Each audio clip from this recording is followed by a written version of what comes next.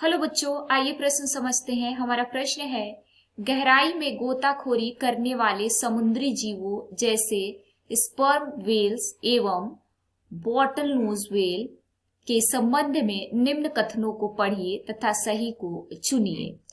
बच्चों, हमें 5 विकल्प दिए गए हैं और हमें इनमें से कौन सा विकल्प सही है बताना है। आइए समझते हैं। सबसे पहले हम अपने प्रश्न की मुख्य अवधारणा को समझेंगे। मुख्य अवधारणा, हमारे प्रश्न में पूछा गया है कि गहराई में गोताखोरी करने वाले समुद्री जीवों के संबंध में 5 कथन दिए गए हैं और हमें कौन सा कथन सही है उन्हें चुनना है। आइए लिखते हैं, सही कथन को चुनिए। आइए समझते हैं। आइए एक एक करके अपने विकल्पों को समझे।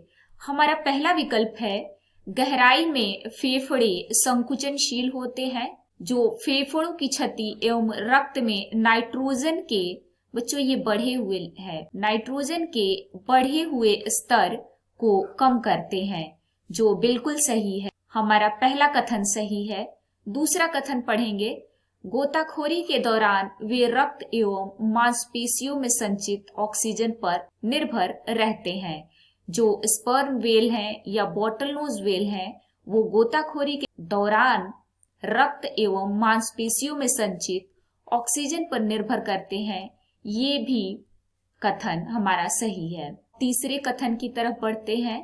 हमारा तीसरा कथन है, हवा से भरे हुए साइनसेस में व्यापक रूप से फैली हुई रक्त नलिकाएं होती हैं जो हवा से भरी हुई जगहों के आकार को कम करने हेतु गोताखोरी के दौरान फूल जाती हैं।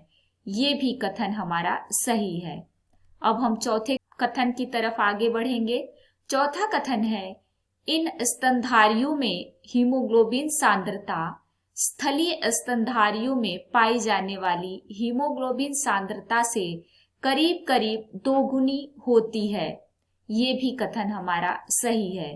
अब 5वां कथन पढ़ते हैं।